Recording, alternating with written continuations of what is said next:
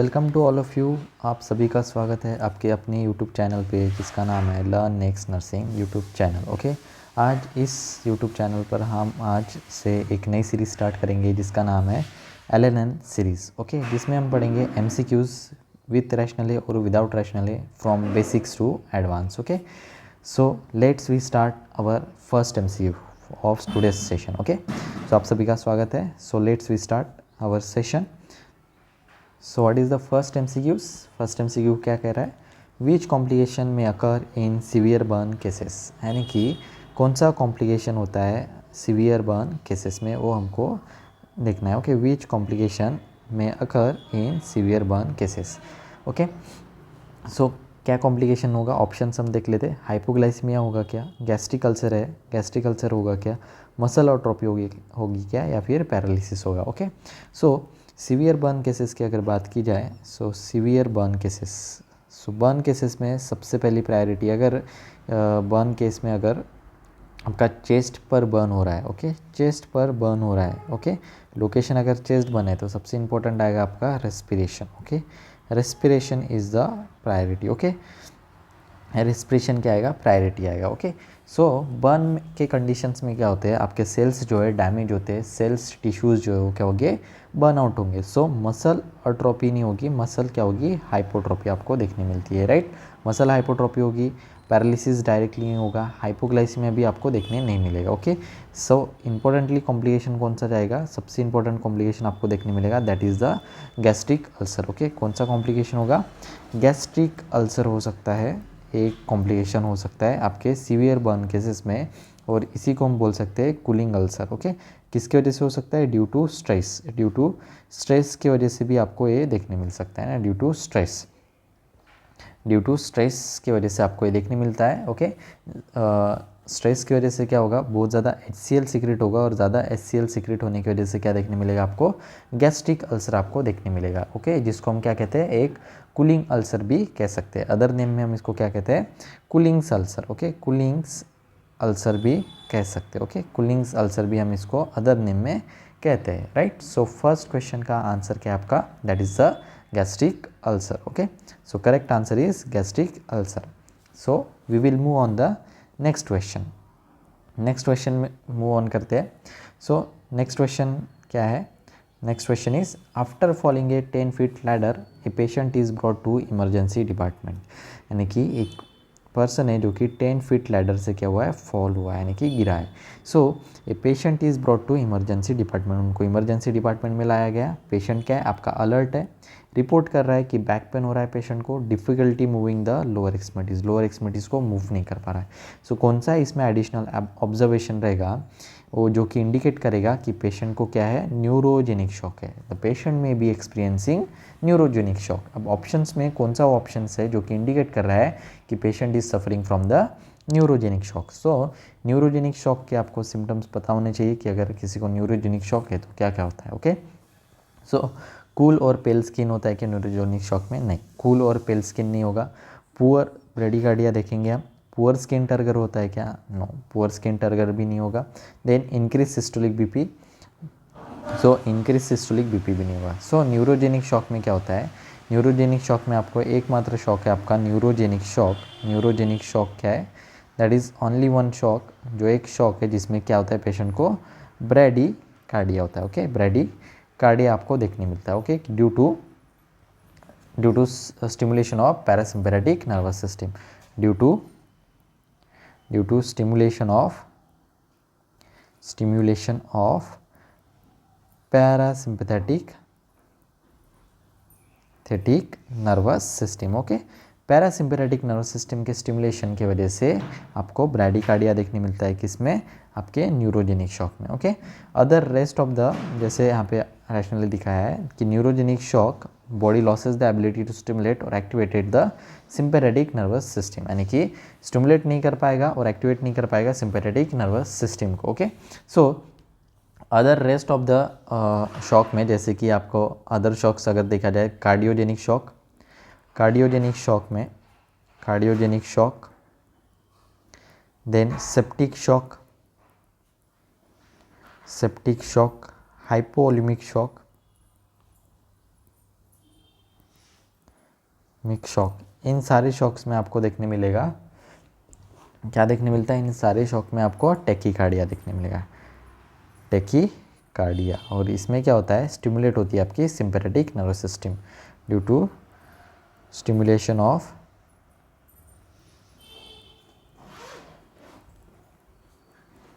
Sympathetic nervous system, sympathetic nervous system. Okay, sympathetic nervous system stimulation की वजह से आपको देखने मिलेगा tachycardia, but one of the neurogenic shock में सिर्फ आपको देखने मिलेगा bradycardia, right. So we will move on the next question. So next question is, what is the next question, बहुत इंपॉर्टेंट क्वेश्चन है। सो क्वेश्चन में क्या क्या कहा गया है कि इंसुलिन 10 यूनिट है, वो दे रहे हैं हम 50 ml ऑफ 50% डेक्सट्रोज में। ओके, 10 यूनिट इंसुलिन को हम दे रहे हैं 50 ml ऑफ 50% डेक्सट्रोज में। Is prescribe for a patient with chronic renal failure to reverse. Okay, reverse करना है, किस कंडीशन को रिवर्स करने के लिए हम 10 यूनिट इंसुलिन दे रहे हैं 50 ml ऑफ 50% डेक्सट्रोज में, और पेशेंट किसका है, CRF का है, क्रोनिक रीनल फेलियर का है। ओके, सो क्रोनिक रीनल फेलियर में क्या होता है, आपको क्रोनिक रीनल फेलियर में देखने मिलेगा कि क्रोनिक रीनल फेलियर में आपको देखने मिलेगा, ओके, क्या देखने मिलेगा, जिसमें कि आपको सिम्टम्स देखने मिलते हैं, हाइपर कैलीमिया देखने मिलेगा, हाइपर कैलीमिया देखने मिलता है। ओके, हाइपर कैलीमिया, हाइपरवोलीमिया, हाइपरवोलीमिया देखने मिलता है। ओके, हाइपरटेंशन होता है पेशेंट को, राइट, हाइपरटेंशन रहेगा, इंक्रीज होगी, इंक्रीज होती है क्रिएटिनिन, क्रिएटिनिन की लेवल और ब्लड यूरिया नाइट्रोजन की लेवल भी इंक्रीज होती है, राइट। सो सबसे इंपॉर्टेंट चीज़ है, बहुत सारे सिम्टम्स आपको क्रोनिक रीनल फेलियर में देखने मिलते हैं, जिनमें से मैंने आपको एक बताया। ओके, सो क्रोनिक रीनल फेलियर वाले पेशेंट को हम इंसुलिन दे रहे हैं और साथ में 50% डेक्सट्रोज दे रहे हैं, तो कौन सी कंडीशन रिवर्स करेंगे, हाइपोनाइट्रीमिया की कंडीशन रिवर्स होगी क्या इससे, तो नहीं, हाइपोनाइट्रीमिया की कंडीशन रिवर्स नहीं होगी। ओके, इस कंडीशन को रिवर्स करने के लिए हम RL या NS देंगे। ओके, हाइपोनाइट्रीमिया को। देन हाइपरग्लाइसीमिया ट्रीट होगा क्या इससे, नहीं, हाइपरग्लाइसीमिया भी ट्रीट नहीं होगा। हम इंसुलिन तो दे रहे हैं बट साथ में डेक्सट्रोज भी दे रहे हैं, इंपॉर्टेंटली आपको याद रखना है, डेक्सट्रोज भी दे रहे हैं, तो क्या हो सकता है, डेक्सट्रोज देने की वजह से और ग्लूकोज लेवल बढ़ सकता है, तो हाइपरग्लाइसीमिया इससे ट्रीट नहीं करेंगे। हाइपरग्लाइसीमिया को ट्रीट करने के लिए सिंपली हम इंसुलिन एडमिनिस्टर करते हो। ओके, सो देन क्या हाइपोकैलेमिया को रिवर्स करने के लिए दे रहे हैं क्या, सो हाइपोकैलेमिया तो सिम्टम्स नहीं है किसका, क्रोनिक रीनल फेलियर का, सो हाइपोकैलेमिया भी क्या हो गया, एलिमिनेट हो गया, तो बचा कौन सा, that is the hyperkalaemia. So correct answer जाएगा आपका हाइपरकैलेमिया। ओके, सो हाइपरकैलेमिया को ट्रीट करने के लिए हम क्यों इंसुलिन के साथ डेक्सट्रोज देते हैं। अब आपने पढ़ा होगा कि इंसुलिन जो रहता है आपका, ओके, इंसुलिन क्या करता है, insulin can cause hypokalaemia, can cause hypokalaemia. Okay, so जो पेशेंट या जो पर्सन इंसुलिन ले रहा है उनको हम क्या देते हैं, पोटेशियम साइरप हम लेने की एडवाइस देते हैं। ओके, सो इंसुलिन क्या करता है आपका, इंसुलिन क्या करेगा, अगर हमने इंसुलिन एडमिनिस्टर किया तो क्या करता है, ब्लड से, जो आपके ब्लड वेसल्स है, ब्लड वेसल से क्या करेगा, ब्लड वेसल्स में, suppose this is your blood vessels, okay, blood vessels में, ब्लड वेसल्स में क्या पोटेशियम ज़्यादा रहेगा। ओके, उसी को हम क्या कहेंगे, हाइपरकैलेमिया कहते हैं, राइट। सो हो रहा आपका है cell, this is your cell. Okay, so जैसे हमने इंसुलिन एडमिनिस्टर किया, जैसे हमने क्या किया, इंसुलिन एडमिनिस्टर किया, ओके, सो इंसुलिन एडमिनिस्ट्रेशन से क्या होता है, ये क्या करता है, मूव करता है पोटेशियम को from blood to cell. Okay, it can move potassium into the cell. Okay, ये सेल में डिपॉजिट करेगा। ओके, सो ये जो पोटेशियम है आपका किस में जाएगा, ये सेल में जाएगा। ओके, सो ये क्या करेगा, सेल में पोटेशियम को क्या करेगा, डिपॉजिट करेगा फ्रॉम ब्लड वेसल्स। तो क्या होगा, यहाँ पर आपको देखने मिलेगा हाइपरकैलेमिया से क्या देखने मिलेगा, हाइपोकैलेमिया देखने मिल सकता है। ओके, नॉर्मल पर्सन में। ओके, सो ऐसे हम रिवर्स करते हैं हाइपरकैलेमिया की कंडीशन, इसलिए हम क्या करते हैं, क्रोनिक रीनल फेलियर वाले पेशेंट में क्या देते हैं, इंसुलिन के साथ डेक्सट्रोज 50% भी देते हैं। अब डेक्सट्रोज 50% क्यों दे रहे हैं हम, डेक्सट्रोज 50% दे रहे हैं, कितना, 50 ml। ओके, क्यों दे रहे हैं, to prevent hypoglycaemia, to prevent hypoglycaemia, okay, hypoglycaemia को प्रिवेंट करने के लिए हम सिर्फ डेक्सट्रोज 50% 50 ml दे रहे हैं, ओके, ज़्यादा नहीं दे रहे। इंसुलिन क्योंकि हाइपरकैलेमिया वाली कंडीशन को रिवर्स करेगी, बट साथ ही साथ हाइपोग्लाइसीमिया भी कॉज करेगी। तो हाइपोग्लाइसीमिया को प्रिवेंट करने के लिए साथ में हम क्या देते हैं, dextrose 50%, okay. So we will move on the next question. So next question क्या कह रहा है? So next question is all are the complications of massive blood transfusion except बताना है आपको, ओके। सभी क्या है, मैसिव ब्लड ट्रांसफ्यूजन की क्या है, कॉम्प्लिकेशंस है, एक को छोड़ के। सो क्या कॉम्प्लिकेशंस हो सकते हैं मैसिव ब्लड ट्रांसफ्यूजन के लिए? जब भी हम ब्लड ट्रांसफ्यूजन करते हैं ना पेशेंट को, जब भी हम ब्लड ट्रांसफ्यूजन करते हैं, ब्लड ट्रांसफ्यूजन जब भी हम करते हैं पेशेंट में, तो सबसे इंपॉर्टेंट रहते हैं फर्स्ट 15 मिनट, है ना। Crucial observation for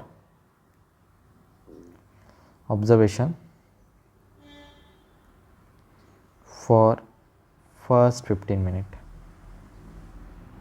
first 15 minute के लिए हमको क्रूशियल ऑब्जर्वेशन करना पड़ता है, ओके। और कितने ड्रॉप्स पर मिनट देना पड़ेगा फर्स्ट 15 मिनट्स के लिए?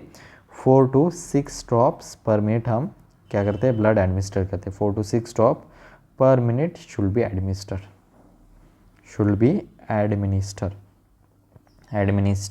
ओके। और इसी फर्स्ट 15 मिनट में आपको देखने मिलेंगे कॉम्प्लिकेशंस, ओके, एलर्जिक कॉम्प्लिकेशन वगैरह। इसलिए फर्स्ट 15 मिनट में क्लोज ऑब्जर्वेशन करना पड़ता है हमको, क्रूशियल ऑब्जर्वेशन करना पड़ता है, राइट। सो इसके साथ साथ हमको क्या क्या और ध्यान रखना पड़ता है कि जैसे ब्लड आपका जो है ब्लड बैंक से जैसे ही ब्लड रिलीज़ हो रहा है, उसके 15 to 30 मिनट्स के अंदर अंदर वो ब्लड क्या होना चाहिए, पेशेंट के अंदर ट्रांसफ़र होना चाहिए, ओके। ये भी एक चीज़ ध्यान रखनी है आपको। तो ब्लड हम क्या करते हैं, ब्लड को प्रिजर्व करते हैं। तो ब्लड के अंदर क्या रहता है, आपका साइट्रेट प्रेजेंट रहता है ना, जो कि एंटीकोगुलेंट के रूप में काम करेगा, ओके। साइट्रेट प्रेजेंट रहेगा ब्लड में, ओके।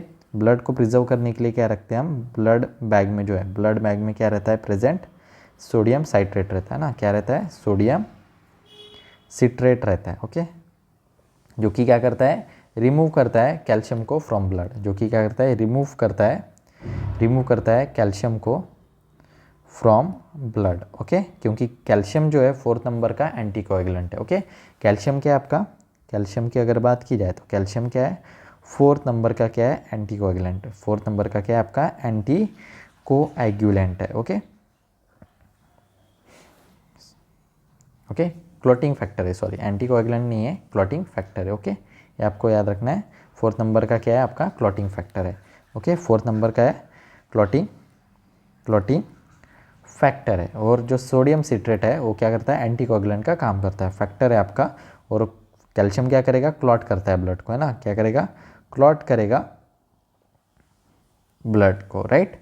सो अगर ब्लड में कैल्शियम रहा है ना, ब्लड बैग में कैल्शियम रहा, तो ये क्या करेगा, ब्लड बैग में ब्लड को क्या कर देगा, क्लॉट कर देगा। तो उसी को प्रिवेंट करने के लिए हम क्या करते हैं, सोडियम सिट्रेट देते हैं, जो कि क्या करेगा, एंटीकोएगुलेंट का काम करेगा, जो कि क्या करता है, कैल्शियम को रिमूव करता है ब्लड में से, ओके, और ब्लड को क्लॉट होने से प्रिवेंट करता है, ओके।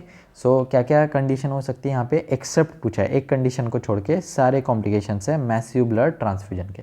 सो हाइपरकैलेमिया होगा क्या, यस हाइपरकैलेमिया होगा, राइट। अल्कोलोसिस होता है क्या, यस अल्कोलोसिस होगा। मेटाबॉलिक अल्कोलोसिस आपको देखने मिलेगा, कौन सा, मेटाबॉलिक अल्कोलोसिस आपको देखने मिलता है, अल्कोलोसिस आपको देखने मिलता है ब्लड ट्रांसफ्यूजन के बाद। एक कॉम्प्लिकेशन बोल सकते हैं हम, ओके। हाइपरकैल्सीमिया होगा क्या, अब नहीं, हाइपरकैल्सीमिया नहीं देखने मिलेगा। हाइपोथर्मिया, यस हाइपोथर्मिया हो सकता है, क्योंकि ब्लड क्या होता है, कोल्ड होता है, अगर डायरेक्टली हमने ट्रांसफ्यूज़ किया तो पेशेंट को हाइपोथर्मिया देखने मिल सकता है। सो आपको याद रखना है कि हाइपरकैल्सीमिया नहीं होता है, क्या होगा यहाँ पे, हाइपोकैल्सीमिया होता है ना, हाइपोकैल्सीमिया होता है। और क्यों होगा hypocalcaemia, due to present of sodium citrate, okay. Sodium citrate present रहता है आपके ब्लड बैग में, जो कि क्या करता है, कैल्शियम को रिमूव करता है, इसलिए क्या होगा, हाइपोकैल्सीमिया देखने मिलता है, okay.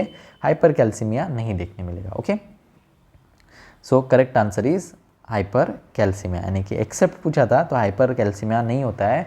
Rest of the things जैसे कि आपको देखने मिला हाइपरकैलेमिया कॉम्प्लिकेशन है, hyperkalaemia, hypocalcaemia, calcaemia, then metabolic अल्कोलोसिस,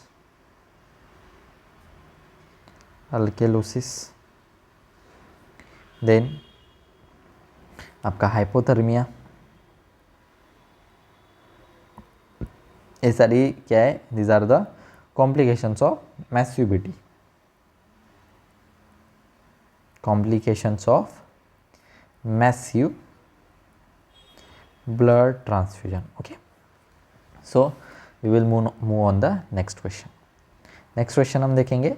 next question क्या है, high concentration of oxygen administration in new born और प्री मैच्योर इन्फेंट में कॉज कॉम्प्लिकेशंस। ओके, सो यहाँ पे किसकी बात की गई है, न्यू बॉर्न की बात की गई है। न्यू बॉर्न को जो है दो इसमें डिवाइड किया गया है, एक अर्ली न्यू बॉर्न रहता है, एक लेट न्यू बॉर्न रहता है। ओके, अर्ली न्यू बॉर्न जो है, न्यू बॉर्न का बेसिक पीरियड जो रहता है, टाइम पीरियड 0 to 28 डेज़ का होता है। ओके, ये होते हैं आपके न्यू बॉर्न का period. Okay, so early neonate की अगर बात की जाए, अर्ली न्यूनेट की अगर बात की जाए तो ये 0 to 7 डेज़ का होता है। ओके, इसको हम कहते हैं early neonate. Then late neonate किसको कहेंगे, 7 to 28 डेज़ वाले बच्चे को कहेंगे हम लेट न्यूनेट। ओके, एक अर्ली होता है, एक लेट होता है। सो ये टाइम पीरियड है न्यूनेट का।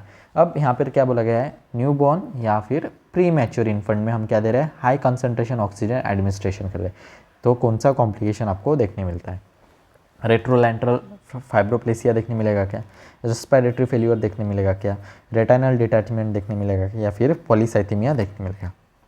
सो आपको एलिमिनेट पैटर्न आना चाहिए। सो इसमें कैसे हम यूज़ करेंगे एलिमिनेट पैटर्न, कि ऑक्सीजन एडमिनिस्ट्रेशन करने से रेस्पिरेटरी फेल्यूर नहीं होता है। रेस्पिरेटरी फेल्यूर में हम क्या करते हैं, ऑक्सीजन एडमिनिस्ट्रेशन करते हैं। ओके, डिप्स नहीं हुआ पेशेंट को तो हम ऑक्सीजन एडमिनिस्ट्रेशन करेंगे। सो रेटाइनल डिटैचमेंट होगा क्या, रेट्रोरेंटल फाइब्रोप्लेसिया होगा क्या, वो हम चेक करेंगे। पॉलीसाइथेमिया होगा क्या, पॉलीसाइथेमिया एक्सेसिव आरबीसी फॉर्मेशन होगा क्या, तो नहीं, ये भी रिलेटेड नहीं है। सो दोनों में रहेगा ए और सी में। सो रेट्रोरेंटल फाइब्रोप्लेसिया फिर रेटाइनल डिटैचमेंट।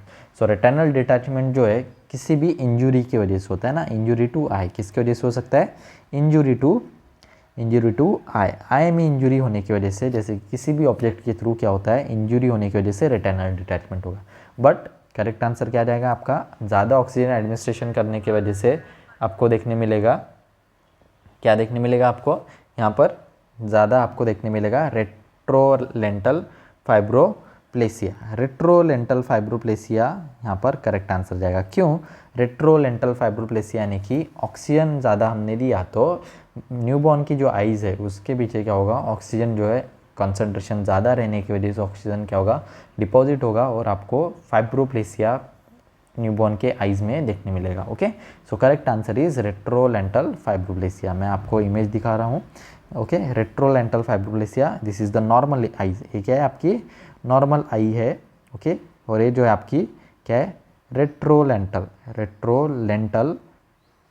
फाइब्रोप्लेसिया। ओके, ऐसे बच्चे में आपको आइज़ नज़र आएगी। Okay, due to deposition of oxygen concentration, ज़्यादा ऑक्सीजन कॉन्सेंट्रेशन होने की वजह से आई में क्या होगा, रेट्रोलेंटल फाइब्रोप्लेसिया होगा। रेटाइना वगैरह क्या होगी, या बच्चे की क्या होगी, डैमेज होगी यहाँ पर। Okay, so correct answer is retrolental fibroplasia.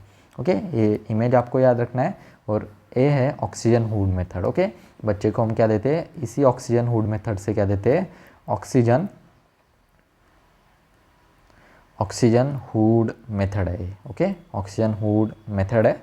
Okay, ज़्यादा कॉन्सेंट्रेशन देने की वजह से इसमें क्या होगा, आइस पर जो है इम्पैक्ट पड़ेगा और रेट्रोलेंटल क्या होगा, फाइब्रोप्लेसिया आपको देखने मिलेगा। एक है आपकी ऑक्सीजन हुड मेथड है जो कि हम कवर करके रखते हैं।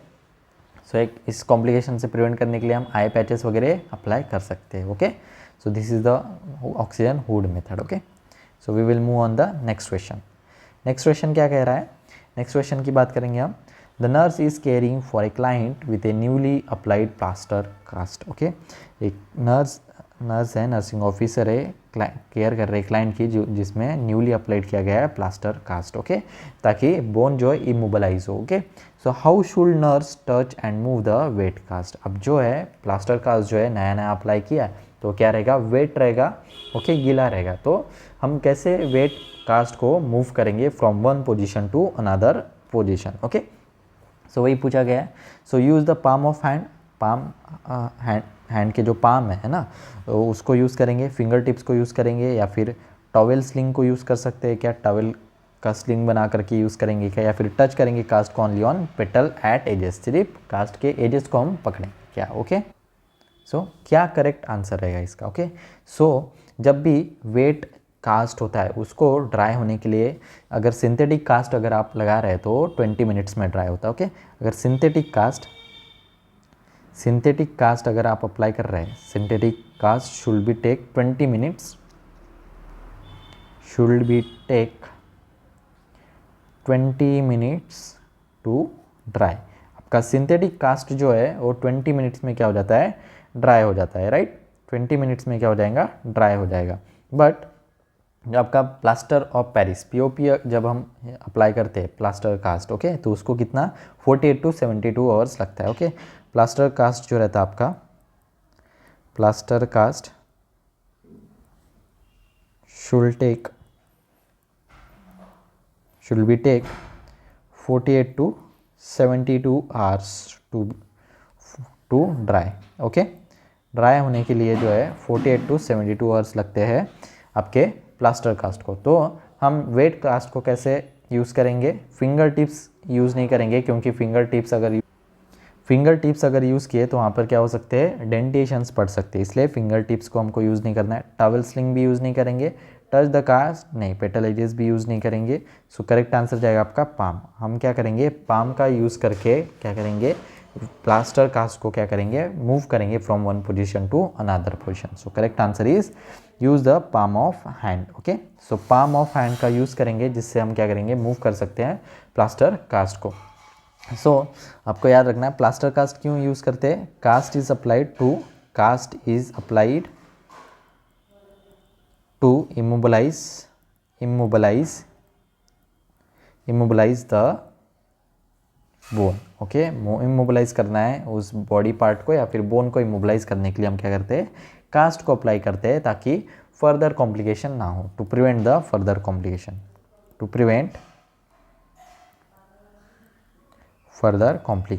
Okay. Then next question, what is the next question, we will move on the next question. Next question की तरफ हम बढ़ेंगे। सो नेक्स्ट क्वेश्चन क्या कह रहा है, the client has been flat in bed in traction for 2 weeks. मतलब client जो है क्या है, फ्लैट है, बेड पर ट्रैक्शन लगा है 2 वीक्स से, and she is to be allowed out of bed for first time. अब क्या हो रहा है, फर्स्ट टाइम जो है अब अलाउड किया गया है उसको बेड से बाहर जाने के लिए, ओके। 2 वीक्स तक वो बेड रिडन था, बेड पर था पेशेंट, राइट। सो ट्रैक्शन लगा हुआ था, अब ट्रैक्शन को रिमूव कर दिया गया है, अब उसको मोबालाइज करने वाले। So what must nurse be particularly alert for when getting the client out of bed. मतलब अब जब first time after the 2 weeks patient क्या हो रहा है, मूव हो रहा है, मोबालाइज हो रहा है, बेड के बाहर जा रहा है, तो हमको किस चीज़ का पर्टिकुलरली ध्यान रखना है, रीनल कॉम्प्लिकेशन का ध्यान रखना है क्या, डिप्रेशन का ध्यान रखना है क्या, ऑर्थोस्टैटिक हाइपोटेंशन का ध्यान रखना है क्या, या फिर स्किन ब्रेकडाउन का। सो स्किन ब्रेकडाउन की अगर बात की जाए तो हम skin care during the bed ridden जो 2 वीक्स में थी तब हम करते हैं ना, स्किन केयर हम करेंगे कब, ड्यूरिंग द 2 वीक्स। 2 वीक्स के वक्त ही हम क्या करते हैं, जब वो बेड रिडन थे तभी हमको क्या करना है, स्किन केयर प्रॉपरली करना है, स्किन हमको चेक करना है ताकि बेड सोर है या नहीं, ओके। सो अभी तो स्किन ब्रेकडाउन को चेक करने का कोई पर्पज़ नहीं बनता है, हमको कंटिन्यू केयर में स्किन चेक करते रहना है, ओके, स्किन को असिस्ट करते रहना है। सो स्किन ब्रेकडाउन यहाँ पर ऑप्शन नहीं रहेगा। Then depression, okay. डिप्रेशन की अगर बात की जाए तो डिप्रेशन को हमको चेक करने के लिए भी सेम कंटिन्यू केयर में हमको चेक करना है, पेशेंट से बात करनी है, ओके। ओपन एंडेड क्वेश्चंस या क्लोज एंडेड क्वेश्चंस करके हमको पेशेंट को जो है पूछना है, ओके। देन रीनल कॉम्प्लिकेशंस भी यहाँ पर रिलेटेड नहीं है। सो सबसे इंपॉर्टेंट क्या है, ऑर्थोस्टैटिक हाइपोटेंशन। अब ऑर्थोस्टैटिक हाइपोटेंशन क्यों कहा गया है यहाँ पर, क्योंकि फर्स्ट टाइम क्या हो रहा है, वो बेड से अब आफ्टर द 2 वीक्स के बाद जो है फर्स्ट टाइम अब बेड से बाहर जा रही है, तो पेशेंट तो क्या होगा, हाइपोटेंशन होने के चांसेस ज़्यादा रहेंगे। अब हाइपोटेंशन क्यों होगा, क्योंकि इक्विलिब्रियम मेंटेन करने के लिए बॉडी को वक्त लगेगा, इसलिए क्या हो सकता है, हाइपोटेंशन होने के चांसेस ज़्यादा रहते हैं ना, तो हमको असिस्ट करना है ऑर्थोस्टैटिक हाइपोटेंशन के लिए। So correct answer is C, that is the orthostatic hypotension, यानी कि इसको हम बोलते हैं पोजिशनल हाइपोटेंशन भी हम इसको कह सकते हैं, और इसको ही क्या कर सकते हैं हम, पोजिशनल हाइपोटेंशन हम कह सकते हैं इसको, ओके। पोजिशनल हाइपोटेंशन भी हम इसको कहते हैं, क्योंकि जब पर्सन एक पोजीशन से दूसरे पोजीशन में जा रहा है after the long period of time, तब पेशेंट में हमको देखने मिलता है ऑर्थोस्टैटिक हाइपोटेंशन, जिसको हम कहते हैं positional hypotension, right. Then next question is what is the colour coding of bag in hospital for disposing of human anatomical waste. Okay, अब सबसे इजी क्वेश्चन है ये, कलर कोडिंग बताना है बैग का। ओके, कई लोगों ने हॉस्पिटल में वर्क किया हो तो आपको पता होगा कि डिफरेंट कलर के बैग्स होते हैं। एक येलो कलर का होता है। ओके, येलो कलर का आपको देखने मिलता है, जो कि कॉमनली इसमें क्या क्या हम डिस्पोज करते हैं। येलो बैग में क्या डिस्पोज करेंगे हम, कॉटन,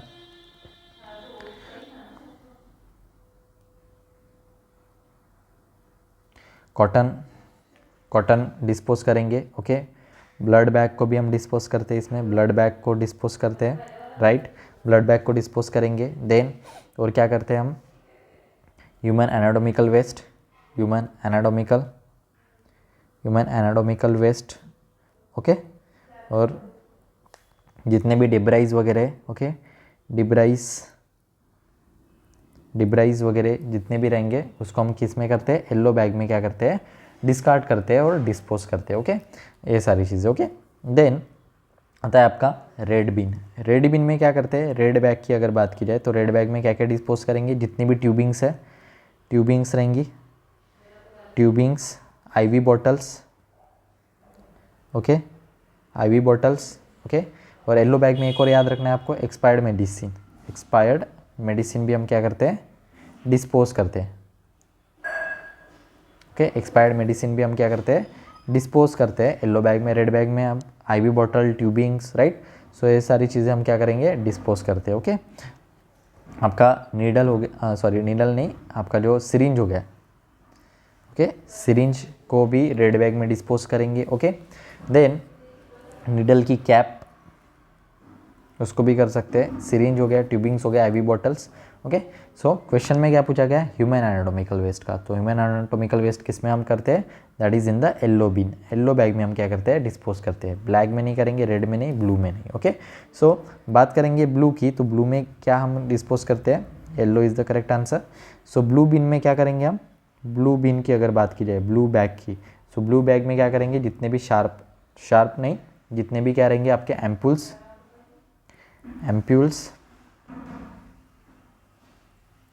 एम्प्यूल्स, वायल्स, ओके, ये सारे क्या करेंगे, ग्लास वगैरह, ग्लास मटेरियल जो रहेंगे, ओके, ग्लास बॉटल जैसे वगैरह, ग्लास मटेरियल, ये सारे डिस्पोज करेंगे हम ब्लू बैग में।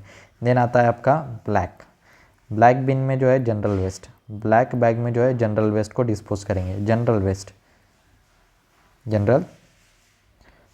ओके, जनरल वेस्ट वगैरह, ये इसको हम जैसे कि पेपर वगैरह हो गया, ओके, पेपर हो गया, राइट, आपके आईवी बॉटल की क्या हो गई, पॉलीथीन वगैरह, ये सारी चीज़ें हम क्या करेंगे, आईवी बॉटल कवर, ओके, ये सारा डिस्पोज कर सकते हैं हम ब्लैक बिन में। ओके, एक और आता है white puncture proof container, white puncture proof container. इसमें क्या करते हैं हम, नीडल को डिस्पोज करेंगे, नीडल विदाउट सिरिंज, है ना, याद रखना आपको, नीडल विदाउट सिरिंज। अब कुछ इसमें नीडल क्या रहती है, अटैच रहती है सिरिंज के साथ, जैसे कि हो गई आपकी इंसुलिन सिरिंज को भी यहाँ पे डिस्पोज कर सकते हैं। ओके, देन और क्या करेंगे हम, सर्जिकल ब्लेड को भी क्या करेंगे, इसको डिस्पोज करेंगे, किसमें, वाइट प्रूफ कंटेनर में। ओके, इतना चीज़ें आपको याद रखना है। So we will move on the next question क्या है आपका, the vaccine administered as nasal और नोज ड्रॉप्स इज। सो कौन सी ऐसी वैक्सीन है जिसको हम किसके थ्रू एडमिनिस्टर करते हैं, नेजल रूट के थ्रू एडमिनिस्टर करते हैं। रूबेला करेंगे, पोलियोमाइलाइटिस करेंगे। ओके, पोलियो का वैक्सीन हम कौन से रूट से देते हैं, ओरल रूट से देते हैं। ओके, रूबेला करेंगे, इन्फ्लुएंजा करेंगे या फिर मिजल्स करेंगे। ओके, सो कौन सा वो वैक्सीन है जो कि हम एडमिनिस्टर करेंगे through the nasal route. Okay, so rubella, influenza, poliomyelitis और मीजल्स। तो नेज़ल रूट से हम देते हैं इन्फ्लुएंजा का वैक्सीन। इसका रूट कौन सा रहेगा? नेज़ल रूट रहेगा। ओके, नेज़ल रूट रहता है। मीजल्स को हम देते हैं, अगर मीजल्स की अगर बात की जाए तो मीजल्स को हम देते हैं सबक्यूटेनियसली रूट से। कौन सा? सबक्यूटेनियसली। रूबेला को हम दे सकते हैं सबक्यूटेनियस और IMV इसको एडमिनिस्टर कर सकते हैं रूबेला को। ओके, सो इतना आपको याद रखना है। अगर मीजल्स की अगर बात की जाए तो फर्स्ट डोज हम कब देते हैं? First dose 9 to 12 month completed में। सो फर्स्ट डोज हम कब देते हैं? 9 मंथ विथ विटामिन ए के डोज के साथ। फर्स्ट डोज की अगर बात की जाए तो एट 9 मंथ पर देते हैं विथ विटामिन ए डोज के साथ, विथ विटामिन ए के साथ। ओके, विटामिन ए भी हम 9 मंथ पर ही देते हैं फर्स्ट डोज पर। ओके, देन बात की जाए सो करेक्ट आंसर क्या रहेगा आपका? इन्फ्लुएंजा रहेगा। Okay, so correct answer is that is the influenza. Okay, अगर बात की जाए OPV की तो OPV का जो डोज है oral polio vaccine, okay, poliomyelitis के लिए देते हैं OPV। सो फर्स्ट डोज कब देंगे हम? फर्स्ट डोज की अगर बात की जाए तो एट बर्थ देते हैं। ओके, फर्स्ट डोज जो है जिसको हम ज़ीरो बोल सकते हैं ना, जिसको हम क्या कहते हैं? ज़ीरो इंडिकेट करते हैं, तो हम कब देते हैं? एट बर्थ देते हैं। एट बर्थ देते हैं किसके साथ? आपके BCG वैक्सीन के साथ, विथ BCG भी एट बर्थ देते हैं। तो सेम OPV ज़ीरो जो डोज रहेगा है ना, हम इसको फर्स्ट डोज की जगह ज़ीरो डोज भी कह सकते हैं। ओके, हम फर्स्ट डोज की जगह इसको ज़ीरो डोज भी कह सकते हैं। Okay, zero dose, okay, zero dose भी कह सकते हैं। तो फर्स्ट जो है OPV का जो है आपका फर्स्ट, सेकेंड और थर्ड जो डोज है, ओके, थर्ड जो डोज है वो कब देंगे हम? कौन से एज ग्रुप में देते हैं? एट 6, 10 और 14 वीक्स में लगाते हैं ना। इस डोज को हम 6, 10 और 14 वीक्स में लगाते हैं ना। इतना आपको याद रखना है। और ड्रॉप्स कितने देते हैं? 2 ड्रॉप्स, 2 ड्रॉप्स देंगे। ओके, 2 ड्रॉप्स हम देते हैं। Okay, so we will move on the next question. Next question क्या है आपका? That is the Apgar score. Okay, Apgar score की बात करेंगे हम। सो अपगार स्कोर की अगर बात की जाए तो अपगार स्कोर जो है रिकॉर्डेड करते हैं कब करेंगे? 1 मिनट या 5 मिनट आफ्टर बर्थ, 5 मिनट और 8 मिनट आफ्टर बर्थ, और 2 मिनट और 5 मिनट आफ्टर बर्थ, या 5 minute and 10 minute after birth. So correct answer क्या रहेगा? एट द बर्थ जो है हम फर्स्ट मिनट में हम क्या करते हैं? 1 मिनट, और आफ्टर 5 मिनट हम क्या करते हैं? रिकॉर्ड करते हैं क्या? That is the Apgar score. So correct answer is a. So Apgar की अगर बात की जाए तो ए फॉर क्या रहेगा आपका? अपगार की अगर बात करेंगे सो ए फॉर आपका अपीरियंस, बेबी का अपीरियंस हम चेक करेंगे, वियंस। Then P for pulse rate, pulse rate check करेंगे। जी से ग्रीमाइंसेस, ग्रीमेस चेक करेंगे। Activity, okay, A for activity, activity check करेंगे। Then R for respiratory effort, then R for respiratory efforts. Okay, respiratory rate check नहीं करते हम यहाँ पर, respiratory efforts check करते हैं बच्चे के। Okay, so correct answer is that is the A. Correct answer क्या रहेगा आपका? ए रहेगा। 1 मिनट में at the birth of 1 minute हम चेक करते हैं, और उसके बाद 5 मिनट चेक करते हैं, है ना, बेबी की कंडीशन के लिए। ओके, कैसे बेबी का क्राई कैसा है, बेबी का अपीरियंस कैसा है ना, वो सारी चेक करते हैं हम किस में? That is the Apgar score में। Apgar score, Apgar score, okay, बहुत इंपॉर्टेंट है। At the time of birth हम चेक करते हैं बेबी के कंडीशन को चेक करने के लिए। और डिटेल में अगर आपको जानना है, डिटेल में आपको जानना है पूरा डिटेल में, तो आप ज्वाइन कर सकते हैं लर्न नेक्स्ट नर्सिंग का कोर्स ज्वाइन कर सकते हैं। उसमें आपको डिटेल एक्सप्लेनेशन दिया गया है ना, सारे टॉपिक्स के डिटेल्ड एक्सप्लेनेशन आपको वहाँ पर दिए गए। ओके, एक्सप्लेन आपको किया गया है, हर एक टॉपिक पॉइंट टू पॉइंट आपको पढ़ाया गया है उसमें। सो आपको और डिटेल थ्योरी अगर चाहिए तो you can join learn next nursing courses. Okay, for the RRB NORCET, okay, 1 course for all exam के लिए हम रहता है। Okay, so this is our today's session. Okay, जो हमने पढ़ा आज फ्रॉम बेसिक्स टू एडवांस, और आगे ऐसे ही कंटिन्यू क्लासेस रहेंगे जिसमें हम पढ़ेंगे बेसिक से लेकर एडवांस तक सारे क्वेश्चन, जिसमें हम सीखेंगे कि कैसे MCQ सॉल्व करना है। Okay, so thank you for watching. Thank you everyone. Okay,